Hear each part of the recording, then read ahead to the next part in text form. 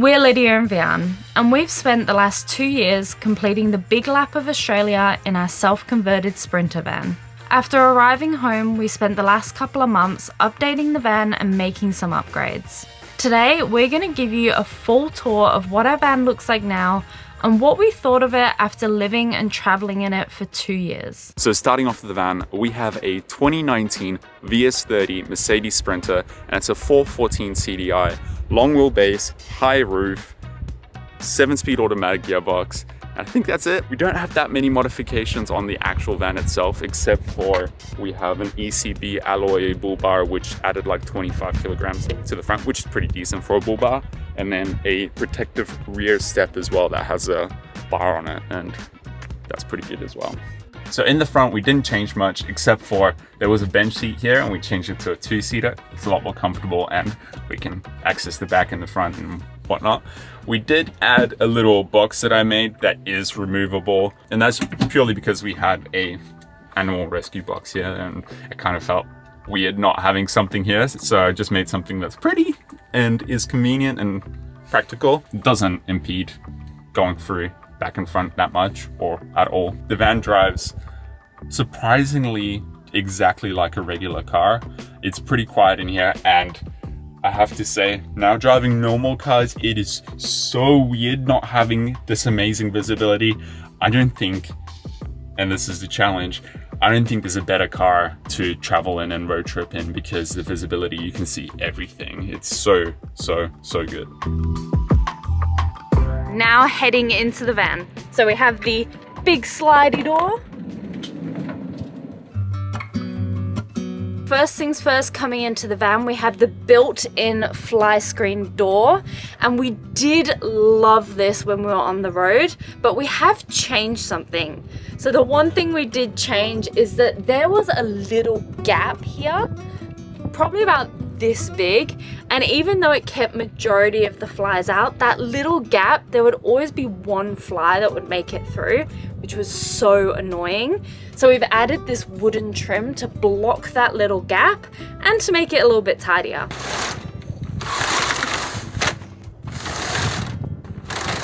Like Wehan mentioned earlier, we wanted to be able to get in and out the front of the van with this sliding door, which has a mirror as well, dual purpose, and we definitely love this decision and are really glad that we had this.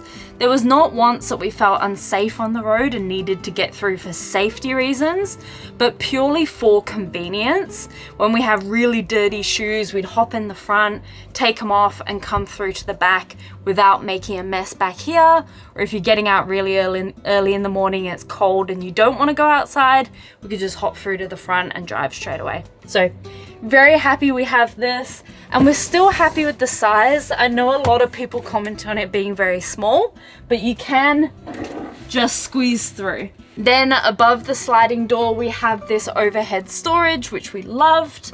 This goes the entire way over the front cabin area, and we would have this packed before. There's not much in there at the moment, as we're only just repacking things. Right at the front, we have this storage cupboard. It was nice to have this extra cabinet space if we were cooking like a big dish and we could whack stuff on here. But it was also nice to have this storage. We would have very miscellaneous things in here. We would have our first aid kit, fire blanket, bug things. We would have our shoes in here as well.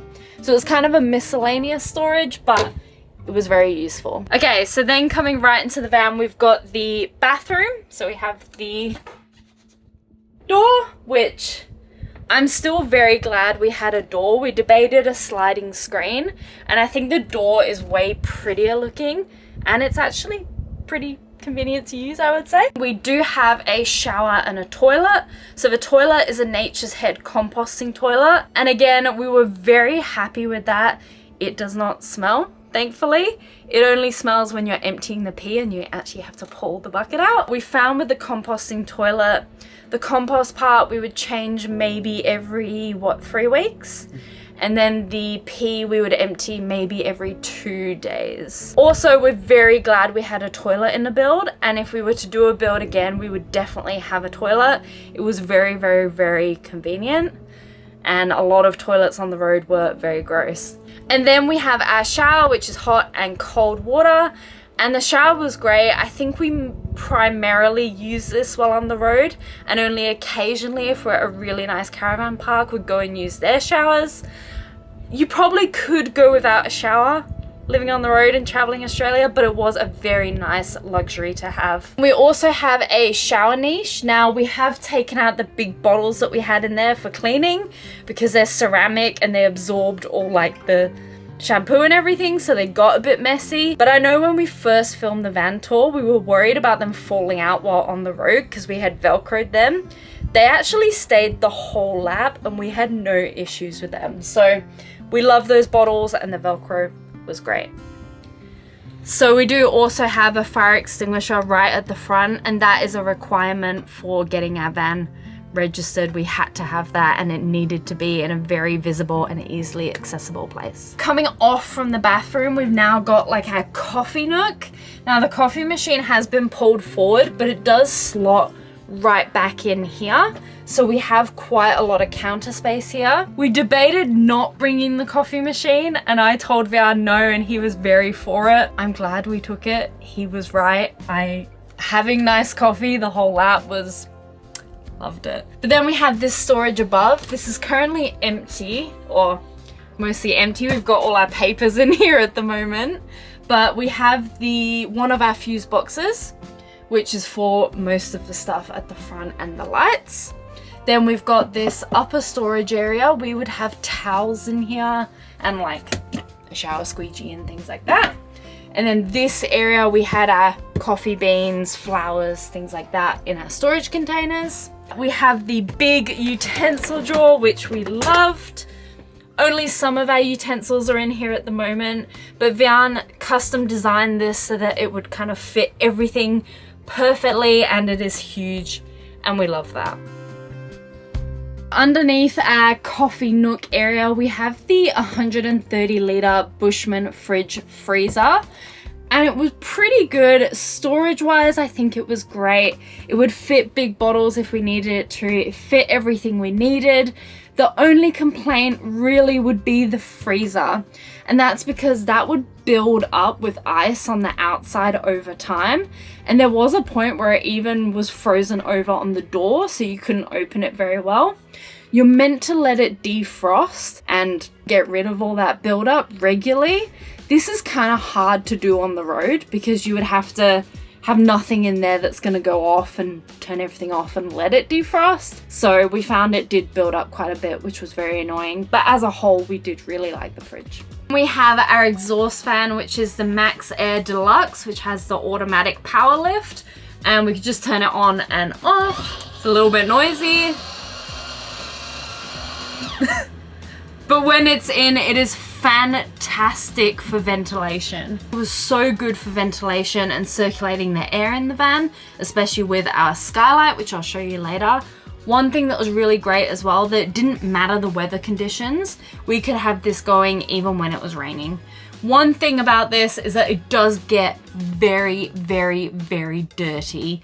We took all the components apart when we came back and deep cleaned it, but it gets very, very, very dusty very quick. It's filthy all the time, so it needs a lot of regular cleaning. You have two problems with this van, and that is the keypad. The control button thingies got quite brittle and they started to crack. So we did replace the keypad. It's pretty cheap to do. Forgot about that. And then as well, the circuit board and the electronic components has no conformal coating on it. So over time, or even if it's like really rainy and quite humid, the components can short circuit and you might need a new circuit board. What I did was I just cleaned it all off with circuit board cleaner and then did circuit board lacquer on it. So it's got conformal coating on it now. It is protected from all weather, humidity and moisture and whatever getting into the components. So if you do install this fan, maybe do that while you're installing it. I totally forgot to mention, so our main sliding door, we do still have the wood frame on and the built-in blackout blinds. We did love this, and I'll show more of the blinds later. The only thing we changed on this is that we cut out a bit for the locking mechanism. So we cut out that spot for the locking mechanism because we wanted to be able to see from the outside and from the inside that the van was locked. It's a nice visual way of being sure. We also added trim on this area here, around the shower door and around the sliding mirror door. This is just to tidy up the edges and make it look a little bit prettier. Now coming into the kitchen area. So we've got the 3 drawers here first, and the top one, which I know we were very proud of in our first van tour, is our spice container area. We are missing 2 of the jars. I've currently got them washing, so I've just put the coffee milk thing in there for now. And then our next drawer is our dish set. So we've got bowls, small plates, big plates, and then just our towels. Right at the bottom, we've got our bin. We do have a little storage bit at the back, which we showed in our first van tour. We've done a little cover for this just to tidy up that area, but we did used to store our bin bags down there. So we can still do that. We just put a little cover so it's a little bit tidier, and the bin is a standard bin. Then we have 3 overhead cabinets, which were fantastic for storage. I think when we initially moved into the van, we had food, and then clothes, I think. We ended up swapping this one out to clothes as well when we got a lot of winter gear for Tassie. We didn't need that much food storage because we have all the big kitchen cabinets down here as well. And we have 3 big kitchen cabinets down here. I'll open this one just because it's convenient because that one goes the other way.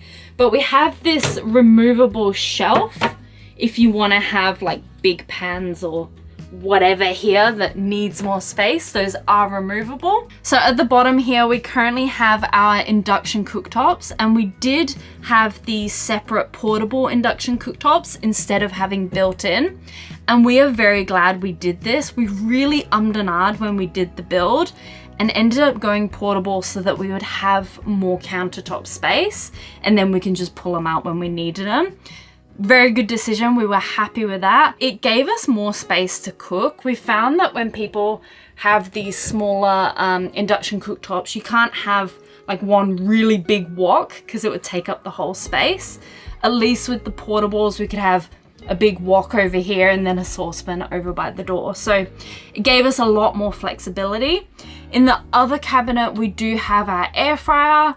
We then also took our slow cooker, KitchenAid, and I think that's it. Now underneath the sink, we don't really have too much in there at the moment. We've got the remote for our exhaust fan and the control panel for our diesel heater.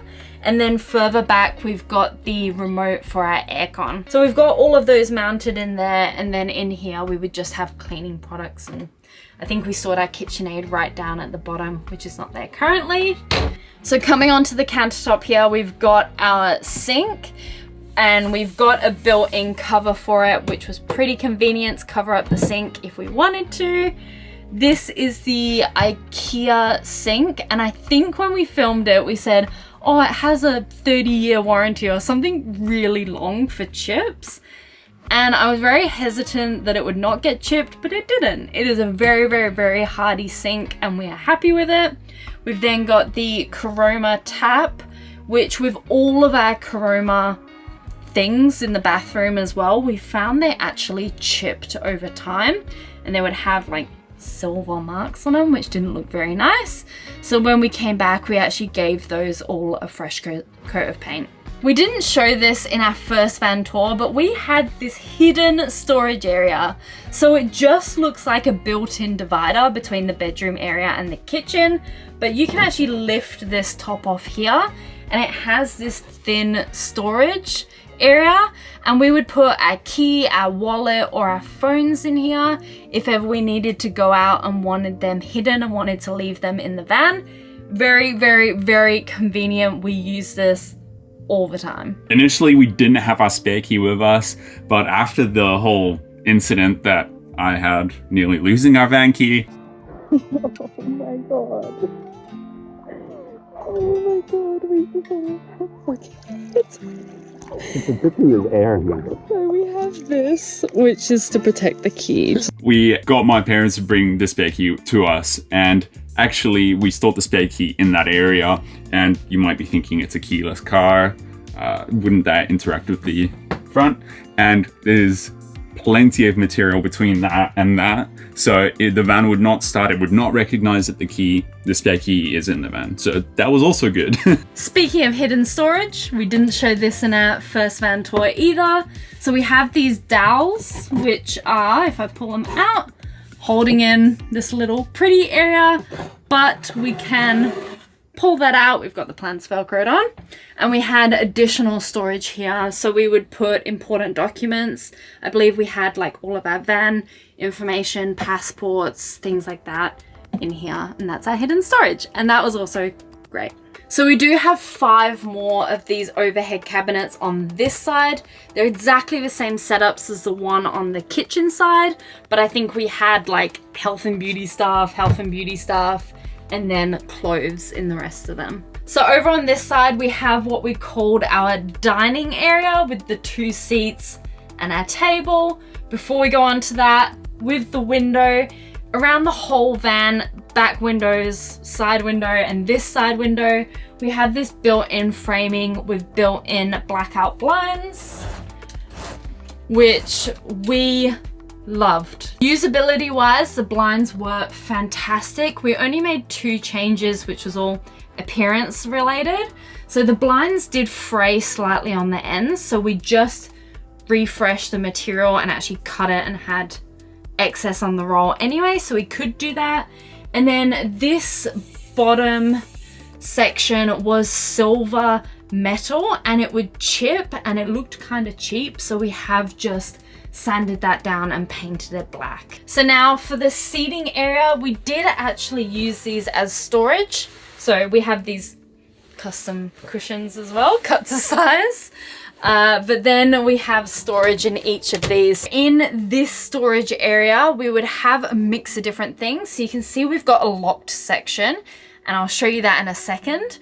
On top of it, we would store things like towels or clothes or whatever we needed. It mixed up all the time. But in this locked section, which I'll open, so I'm getting Vian to pull it out because he's at a better angle than me. But there we go. That's the shelf bit to separate the tech and the rest. We figured that we didn't need a safe. A lot of people do put safes in it, but safes are really heavy and you have to be conscious of weight. And also this is pretty strong and it's reinforced on the bottom in the little lock area. And if someone was going to stomp it through, because that's the only way to remove this, they would destroy the gear anyway, and that's insured. I don't think, actually I think the PDS didn't need anything to be locked away in any case. So it was just for our peace of mind. But it's got 2 layers in it, so you can easily organize everything. Oh, also there's a little DC outlet there, so you can charge whatever you need charging in there. We did change it up. We did have little partitions for all our camera gear and lenses and etc, etc. But we figured that it's probably better just to have like a regular box, whatever. So it's a little awkward to film, but here's how it looks. You can see the slots where the additional shelves would go to separate it. And there's the little and charger. The DC charger. In the other seat, we have another seat storage. There's a little less to it. It is literally just where we would put our dirty laundry. So is that. If we were to do the van again, this is probably the one area that we might change. We didn't use the dining area as much as we thought we would. We could sit upright very comfortably on the bed, so we found we typically lean towards that. There's only a few times that Vian would actually come and sit here and edit, or we would sit down here together and eat. We would either do that on the bed, or we'd be outside the van or on camping chairs or whatever. So we didn't use this area as much as we thought we would. If we were to do it again, we might go for a medium wheelbase van and then just shift everything up and remove this area. but it was kind of a nice luxury to have. And finally, the bed. We are so happy we went with a fixed bed.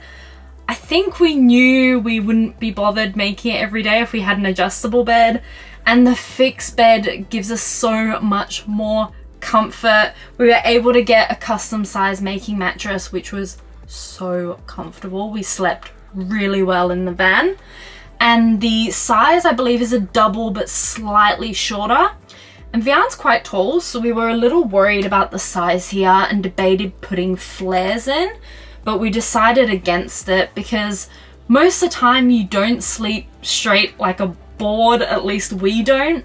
We would usually be kind of curled up on the side, so it was always comfortable and we didn't feel restricted. Talking about height, I think I'm like 185, 190, somewhere in that range. I haven't measured myself in, I don't know, like 15 years, but I fit perfectly inside the van. And also, yeah, like Lydia said, you don't ever sleep flat, so your head is slightly elevated even if you lay flat, and so your total height does not mean that the mattress has to be the height of the length of your height. So yeah, it was, even sleeping straight, I was able to do it with my legs slightly at an angle, so that was good. So as you can see, I can sit upright pretty comfortably in the bed area. Usually when the pillows aren't there, I would sit with my back against the wall on our laptops or whatever. So very comfortable. And then the Skylight. So we have a Dometic Heki Skylight. We love the Skylight. We love having this area feel a lot more open, having the sunlight come through. Love that. However, Dometic products are not great. Fian's laughing. We found it did actually get small cracks and from the outside look quite cheap, we would say. So when we came back, we did make this Skylight cover to make it look a lot nicer, and we love it. It is so beautiful. You can still access everything you would with the Skylight. So the lighting, you've got the normal white light, you've got off, and then the blue light. You can access all of that still. You've got the built-in fly screen, which was really great. Majority of the time when we were in the van, not when we were sleeping, but during the day, we would have the Skylight open and the fly screen drawn, and we loved that. And then on the other side, we do have the built-in blackout blind, which is also pretty great. And this would give us, in collaboration with the exhaust fan, a lot of great air circulation in the van. If we were sat in here with everything shut, we would just have the Skylight open and the fan on, and they would work in sync to make the van feel very fresh.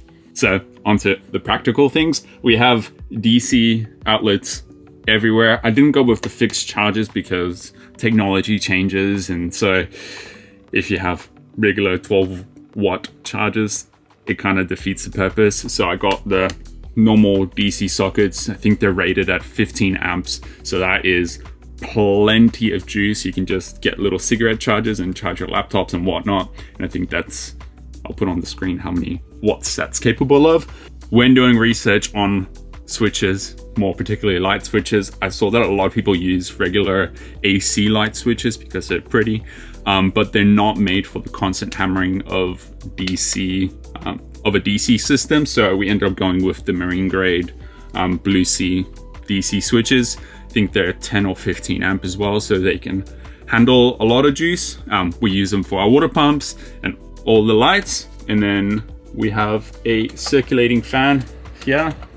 It's the same one we have here, so I'll show this. So it's just a Sirocco 2, and they're pretty quiet. They provide quite a bit of airflow, and I put this one here so it can provide airflow for the study area or the kitchen, whatever, just to like increase the draft through the exhaust fan. But then we also have this one for the bed area here. Lydia mentioned that the Skylight does open. And then we have a control panel for our electrical system. We don't have to solar charger on right now, but you can see and control everything on the electrical setup here, as well as check the water tank levels.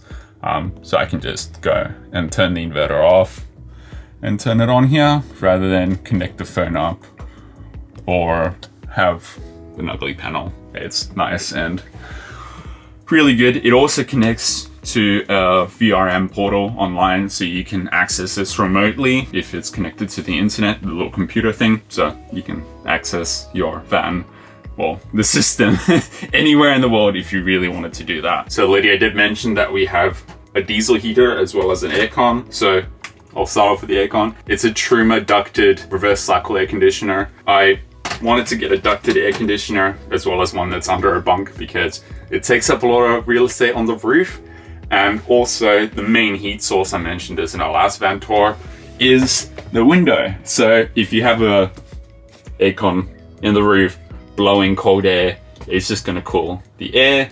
And air is a very, very, very good insulator. It will just blast cold air in here and immediately just everything will equalize. And yeah, so if you cool down the windows because they get toasty, it doesn't get as hot in here. So it's trying to keep the heat out rather than trying to blow cold air in. So we have an aircon vent here to cool down this window because it gets really toasty. Then we have an aircon vent down there. It provides a nice breeze throughout. And then we have an aircon vent at the back there to cool down the back windows because they also get very toasty. We do try and park so that the one side gets the sun, and then if that's not in the sun, then we don't need to cool that down. In addition to the aircon, we also do have a diesel heater. Now this diesel heater heats up both our water, and it is also a ducted air system, so it can heat the space and then the water as well. And that's plumbed into the fuel tank of the van, so it's very convenient, doesn't need a separate tank filled up, whatnot. Now the thing with the diesel heater is it's quite popular to get cheap diesel heaters, and more than likely these are not compliant to Australian standards. They might be in certain countries, and if you don't use something that's compliant to the standards of the country you're in, it does technically void your insurance, and as well would make it more difficult to register your van or whatever as a camper van or motorhome. So we spent a little bit extra and got something that we knew was safe and meets the standards of Australia. So it's got a little control panel here. You can just click, okay, yeah, space heater, and set the temperature, or you can go water tank and set the water tank pressure. It has a built-in water tank, so it takes 15 liters, and you have 15 liters that is hot to begin with. It'll tell you when it's hot enough, and then it will instantly heat up the water as you're using that 15 liters. And I think that's pretty much it.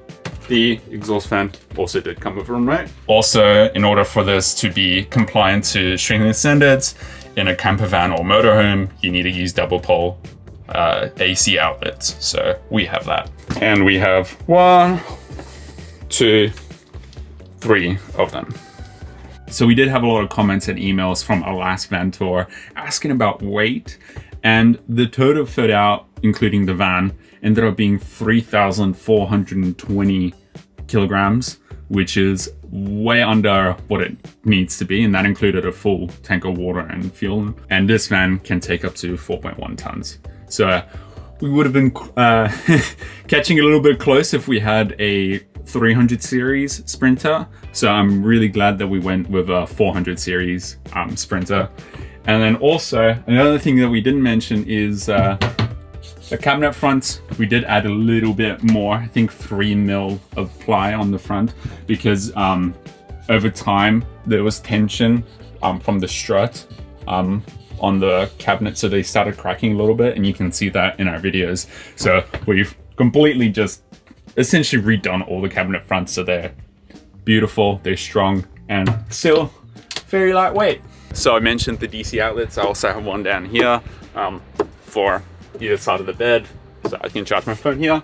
And this is the aircon vent, and this is the little IR thing for the aircon as well. So you have to point the remote to this to turn the aircon on and off. Now we have a huge garage space, and this was amazing because we fitted kayaks and spare stuff in here and tools and whatnot. And it's very, very, very nice having all this storage space. There's the diesel heater, here's the aircon, and then we have the electrical setup here. Now this is another change that we had actually. We installed a light. We figured we might as well. So here's the electrical setup. I'll put on the screen what we have. It's quite overkill, but we got all this at a decent price, and it was kind of a no-brainer to spend a little bit more and get quality components that we know will last years and years and years to come, and probably outlast the van. And our setup was fully electric, so we wanted something that can reliably supply us with power, and also with this setup we can have like 2 induction cooktops, the coffee machine, and the aircon running simultaneously at the same time. So with a lot of other batteries, the discharge output isn't as high as the Victron ones, so we spent a little bit extra there, and yeah, I think it was all worth it. Another change is we also just labeled the fuse box because yeah, I got all bit lazy towards the end of the van build, and little things that didn't matter I didn't do. But what was a lifesaver was the DC to DC chargers. We have 2 of them, and they supply power anywhere from like 700 to about 980 watts I found while driving, so that's pretty good. So we do also have food grade UVA whatever resistant water tanks, and they're really hardy. A lot of people put like shields and covers on them, but they are high impact rated, and they've been good for us the whole lap. So I think they've got a couple of scratches on them, but that's pretty much it. And they're mounted outside. It saves a lot of space, and we never reach like sub-zero temperatures, and we never had to worry about our pipes freezing or anything, especially here in Australia. So it's kind of a no-brainer to not use the space underneath the van, because if you think there's a lot of room inside of the van, there's a lot of room underneath the van as well.